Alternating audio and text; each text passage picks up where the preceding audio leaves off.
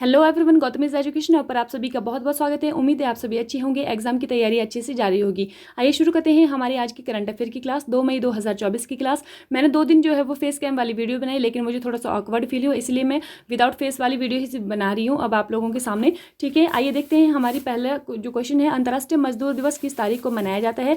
25 अप्रैल, 26 अप्रैल, 1 मई या फिर इनमें से कोई नहीं। सही आंसर हमारे पास होने वाला है ऑप्शन नंबर सी, 1 मई को मनाया जाता है मजदूर दिवस, इंटरनेशनल लेबर डे। ठीक है, ये यहाँ पर आप देख सकते हैं labour day, international labour day 1 मई को। थीम क्या है इसकी? थीम है इसकी जलवायु परिवर्तन के बीच कार्यस्थल की सुरक्षा और स्वास्थ्य सुनिश्चित करें। और देश भर में असंगठित श्रमिकों के पंजीकरण के लिए पोर्टल जो है वो 26 अगस्त 2021 को लॉन्च किया गया था। ठीक है, प्रधानमंत्री श्रम योगी मानधन योजना है, इसके तहत जो श्रमिकों को न्यूनतम पेंशन की कितनी गारंटी है? 3,000 रुपये प्रति माह है। और अनुच्छेद 23 और 24 जो है वो संविधान की क्या बात करते हैं? ये शोषण के विरुद्ध अधिकार से संबंधित है। और 23 में मानव तस्करी और जबरन श्रम पर रोक का प्रावधान है, जबकि अनुच्छेद 24 जो है वो कारखानों, खानों, दुकानों आदि में 14 वर्ष से कम उम्र के बच्चों के रोजगार पर प्रतिबंध जो है वो लगाता है। ये भी आप लोगों को ध्यान रखना है। हाल ही में गोल्डमैन पर्यावरण पुरस्कार 2024 से किसे सम्मानित किया गया है? तो ये आलोक शुक्ला, यूलिया नवल ने, लोकेश मुनि या फिर इनमें से कोई नहीं। सही आंसर हमारे पास होने वाला है आलोक शुक्ला। कौन सा पुरस्कार इनको मिला है? गोल्डमैन पर्यावरण पुरस्कार। ठीक है, ये भी आप लोगों को ध्यान रखना है। ये तस्वीर है आलोक शुक्ला जी की, और छत्तीसगढ़ में इन्होंने जो है वो छत्तीसगढ़ बचाओ आंदोलन जो है वो इसके संयोजक हैं ये आलोक शुक्ला। और इसका जो ये इनको मिला है ये पुरस्कार गोल्डमैन एनवायरमेंटल फाउंडेशन द्वारा जो है पुरस्कार दिया जाता है। और इसका हेडक्वार्टर कहाँ पर है? सैन फ्रांसिस्को कैलिफोर्निया के अंदर है। इसको जो है वो ग्रीन नोबेल भी कहा जाता है, ये भी आप लोगों को ध्यान रखना है। ठीक है, हाल ही में विनय वीर का 72 वर्ष की आयु में निधन हुआ है, वह कौन थे?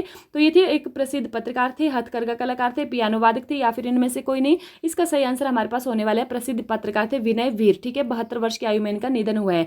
ठीक है, ये इनकी तस्वीर है विनय वीर की। और ये जो है वो किसके प्रकाशक थे? ये दैनिक हिंदी मिलाप के संपादक भी थे, और इनका जो शनिवार को निधन हो गया है, ये भी आप लोगों को याद रखनी है। ठीक है, दक्षिण भारत में हिंदी भाषा के चैंपियन थे और पत्रकारिता समुदाय में एक सम्मानित व्यक्ति थे। महाराष्ट्र दिवस कब मनाया जाता है? 30 अप्रैल, 1 मई, 2 मई या फिर इनमें से कोई नहीं। सही आंसर हमारे पास होने वाले है ऑप्शन नंबर बी, 1 मई को महाराष्ट्र दिवस मनाया जाता है। कहाँ से अलग हुआ था? जो महाराष्ट्र है बॉम्बे प्रेसिडेंसी से अलग करके इसको राज्य जो है वो घोषित किया गया था। और ये जो 1956 का राज्य पुनर्स्थापना जो अधिनियम था, इसका उद्देश्य क्या था कि बड़े पैमाने पर राज्यों विरोध प्रदर्शन करना था, भाषाई सीमाओं के आधार पर राज्यों का पुनर्निर्माण जो है वो करना था। ठीक है, 1960 में जो है वो महाराष्ट्र राज्य के गठन का प्रतीक है ये 1 मई को जो मनाया जाता है। और ये जो तारीख है मराठी लोगों के लिए बहुत ज़्यादा इंपॉर्टेंट है, ये भी आप लोगों को याद रखना है। ठीक है, 46वीं अंटार्कटिक संधि सलाहकार बैठक की अध्यक्षता कौन करेगा? भारत, अमेरिका, चीन या फिर रूस? सही आंसर हमारे पास होने वाला है भारत। ठीक है, किसकी बात यहाँ पर हो रही है?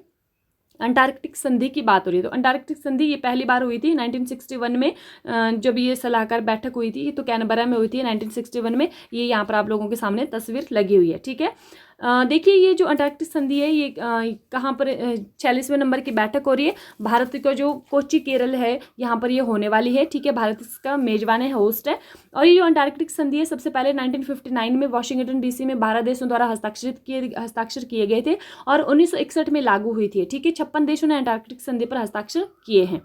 अगर हम बात करें कि क्यों ये जो संधि है ये क्या क्यों की गई है, तो ये जो शांतिपूर्ण जो बनाया गया है अंटार्कटिका को एक गैर सैन्य क्षेत्र बनाया गया है, और इसको वैज्ञानिक सहयोग और पर्यावरण संरक्षण के लिए समर्पित शांति क्षेत्र घोषित किया। ये भी आप लोगों को पता है, रिसर्च के लिए जो है उसको रखा गया है। ठीक है, तो यहाँ पर पर्यावरण संरक्षण समिति की बात है। 1991 में अंटार्कटिक संधि जो मैड्रिड प्रोटोकॉल है इसके पर्यावरण संरक्षण प्रोटोकॉल के तहत इसकी स्थापना जो है वो की गई थी। ठीक है, और अगर हम बात करें कि ये जो अंटार्कटिक संधि है इसका स्थायी सचिवालय कहाँ पर? तो ब्यूनस आयर्स अर्जेंटीना के अंदर है। ठीक है, भारत और अंटार्कटिका की अगर हम बात करें तो भारत ने 1983 में अंटार्कटिक संधि पर हस्ताक्षर किए थे और 2022 में अंटार्कटिक अधिनियम लागू किया था।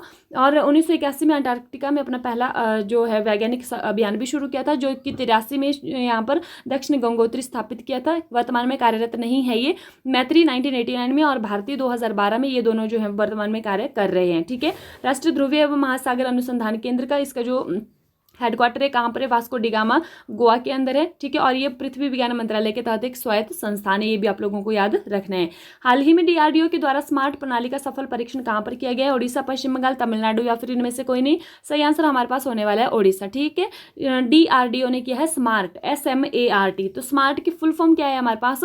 Supersonic missile assisted release torpedo. क्या नाम है इसका? Supersonic missile assisted release torpedo. ठीक है, डीआरडीओ ने किया है, नौसेना के लिए किया है। उड़ीसा का जो तट है कौन सा?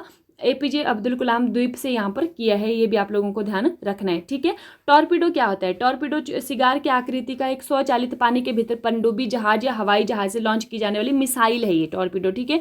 और इसे पनडुब्बियों या सतही जहाजों के संपर्क में आने पर विस्फोट के लिए डिजाइन किया गया है। अगर हम बात करें कि एक और टॉर्पीडो भी बनाया था 2016 में, स्वदेशी टॉर्पीडो 2016 में विकसित किया था, क्या नाम है उसका नाम है वरुणास्त्र, ठीक है। और DRDO की अगर हम बात करें 1958 में जो है वो इसकी स्थापना हुई थी और इसने जो है वो पृथ्वी, अग्नि, हल्के विमानों, लड़ाकू विमान जो है वो तेजस, वायु रक्षा प्रणाली, आकाश रडार और इलेक्ट्रॉनिक युद्ध प्रणालियों की विस्तृत श्रृंखला वगैरह भी इसने की है, ठीक है। DRDO के अध्यक्ष की अगर हम बात करें कौन है? Sameer V Kamath, doctor Sameer V Kamath इसके अध्यक्ष हैं।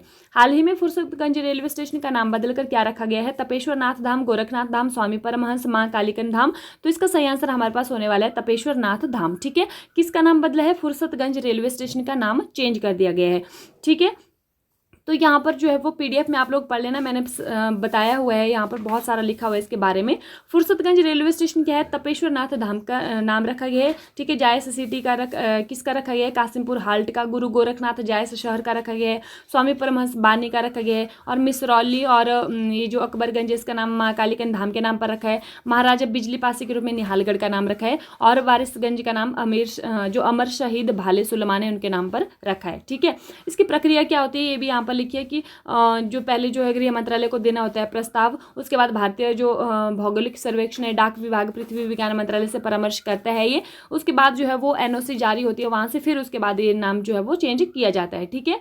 तो और कौन कौन से नाम बदले थे? प्रयागराज, इलाहाबाद का नाम बदल के प्रयागराज रखा गया था 2018 में। चौरा चौरी, मुंडेरा बाजार का नाम बदल के चौरी चौरा रखा गया था, ठीक है। और तेली अफगान का नाम बदल के तेली उत्तर प्रदेश रखा गया था। नर्मदापुरम कर दिया गया था होशंगाबाद का नाम। और माखनलाल चतुर्वेदी की जो जन्मस्थली बाबई है उसका नाम माखनलाल नगर जो है वो कर दिया गया था, ये भी आपको ध्यान रखना है। अगर हम बात करें भारत का संविधान जो अनुच्छेद 3 बात करता है किसी राज्य का नाम बदलने की प्रक्रिया को, ठीक है। तो ये भी आप लोगों ने ध्यान रखना है।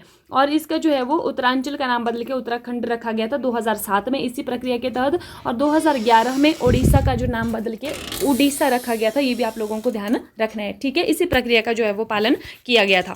नेक्स्ट क्वेश्चन की अगर हम बात करें, हाल ही में भारत ने किस देश के अधिकारियों को प्रशिक्षण देने के लिए समझौता ज्ञापन पर हस्ताक्षर किए हैं? तो ये किसने किए हैं? नेपाल, बांग्लादेश, भूटान या फिर म्यांमार। तो इसका सही आंसर हमारे पास है बांग्लादेश। तो बांग्लादेश के अधिकारियों को जो है भारत प्रशिक्षित करेगा, सिविल सेवा के अधिकारियों को, ठीक है। वैसे तो क्या समझौता हुआ था कि 2025 तक करने वाला है, लेकिन अब जो है 5 साल के लिए इसको बढ़ा दिया गया है, 2030 तक बढ़ा दिया गया है यहाँ के जो अधिकारी हैं इनको प्रशिक्षण देने के लिए, ठीक है। बांग्लादेश की अगर हम बात करें तो यहाँ की जो यहाँ की जो संसद है पीपल रिपब्लिक ऑफ बांग्लादेश इसका नाम है। और 1971 में भारत पाकिस्तान युद्ध के बाद जो है वो पाकिस्तान से बांग्लादेश को आज़ादी मिली थी। सबसे लंबी अंतर्राष्ट्रीय सीमा किसके साथ साझा करता है? ये कहता है बांग्लादेश के साथ 4096 या 97 किलोमीटर, ठीक है। कौन कौन से राज्य हैं जो बांग्लादेश से सीमा लगाते हैं? पश्चिम बंगाल, त्रिपुरा, असम, मेघालय, मिजोरम ये लगाते हैं, ठीक है। बांग्लादेश की प्रधानमंत्री कौन है? शेख हसीना वाजिद। और ढाका इसकी राजधानी है, मुद्रा इसकी टका है, ये भी आप लोगों को याद रखना है। हाल ही में सीता अम्मा मंदिर के राज्याभिषेक के लिए किस नदी का पवित्र जल श्रीलंका भेजा जाएगा? सरयू, गंगा, यमुना या फिर ब्रह्मपुत्र। इसका सही आंसर हमारे पास होने वाला है सरयू, ठीक है। सीता अम्मा का मंदिर बनने वाला है, सीता माता का मंदिर बनने वाला है श्रीलंका में, जहां पर जो है वो रावण माता को लेकर गया था और अशोक वाटिका में माता को रखा था, तो वहां पर ये जो मंदिर है वो बनने वाला है, ठीक है। तो कहाँ से नदी का जल जाएगा? ये जाएगा सरयू से। और ये है मंदिर, आप लोग देख सकते हैं तस्वीर में, ठीक है। हाल ही में उत्तराखंड सरकार ने पतंजलि आयुर्वेद के कितने प्रोडक्ट्स का मैन्युफैक्चरिंग लाइसेंस सस्पेंड किया है? 14, 15, 12 या फिर 10। इसका सही आंसर हमारे पास होने वाला है 14, ठीक है। कितने किसके जो है पतंजलि आयुर्वेद के, आप लोग जानते हैं पतंजलि एक बहुत बड़ी कंपनी है, ठीक है। तो उसका जो है वो मैन्युफैक्चरिंग लाइसेंस सस्पेंड किया है 14 प्रोडक्ट्स का। ये क्यों किया गया है? ये जो है वो बार बार भ्रामक जो है प्रोडक्ट के विज्ञापन जो है प्रकाशित करते हैं, इसीलिए लाइसेंस को रोका गया है। इनका केस चला हुआ है, हाल ही में सुप्रीम कोर्ट में है अभी फिलहाल में, ठीक है। पतंजलि की अगर हम बात करें, पतंजलि कौन थे? तो ये भारत के एक मुनि थे जिन्हें संस्कृत के अनेक महत्वपूर्ण ग्रंथों का रचयिता माना जाता है। और योग सूत्र उनकी जो है वो महानतम रचना है, योग दर्शन का मूल ग्रंथ है ये। और राजा पुष्यमित्र शुंग के दरबारी कवि थे पतंजलि, ठीक है। अब देख लेते हैं हम कल की क्लास का रिवीजन। हाल ही में भारत के अभय शर्मा को किस देश की क्रिकेट टीम का कोच नियुक्त किया है? तो इसका सही आंसर है युगांडा। हाल ही में चर्चा में रहे पंडित लच्छू महाराज पुरस्कार का संबंध किससे है? तो इसका आंसर है कथक से है। अप्रैल 2024 में सिंगापुर और हांगकांग के स्वास्थ्य अधिकारियों ने किस भारतीय कंपनी के 4 मसालों पर प्रतिबंध लगाया है? तो MDH और एवरेस्ट के लगाया हुआ है। 3 MDH के हैं और 1 एवरेस्ट का है। 2023-24 लीग 1 सीजन का खिताब किस क्लब ने जीता है? तो ये जीता है पेरिस सेंट जर्मन ने। संस्कृति मंत्रालय द्वारा जोड़ा गया 9वां शास्त्रीय नृत्य कौन सा है? तो ये छऊ डांस है, ठीक है। प्रतिभूति अपीलीय न्यायाधिकरण के पीठासीन अधिकारी के रूप में किसने कार्यभार संभाला है? तो ये संभाला है न्यायमूर्ति दिनेश कुमार ने। हाल ही में IVMA का अध्यक्ष किसे चुना गया है? तो ये चुना गया है कृष्णा एला को। हाल ही में फ्रांस की बैच ओपन स्क्वैश का खिताब किसने जीता है? तो ये जीता है वी सेंथिल कुमार ने। हाल ही में 24 T20 वर्ल्ड कप के लिए भारतीय टीम का कप्तान किसको नियुक्त किया गया है? तो ये किया गया है रोहित शर्मा को। हाल ही में किसने भारत के 26वें नौसेना प्रमुख के रूप में कार्यभार संभाला है? तो ये किसने संभाला है? ये संभाला है दिनेश कुमार त्रिपाठी ने। ठीक है, इसी के साथ जो है वो आज की वीडियो जो समाप्त होती है। आपका बहुत बहुत धन्यवाद वीडियो देखने के लिए। अगर आप लोग व्हाट्सएप ग्रुप ज्वाइन करना चाहते हैं, क्योंकि वहाँ पर आपको PDF मिल जाएगा, तो उसके लिए लिंक जो है वो डिस्क्रिप्शन में दिया गया है। इसी के साथ thank you and have a nice day. खुश रहिए, अपना ख्याल रखिए।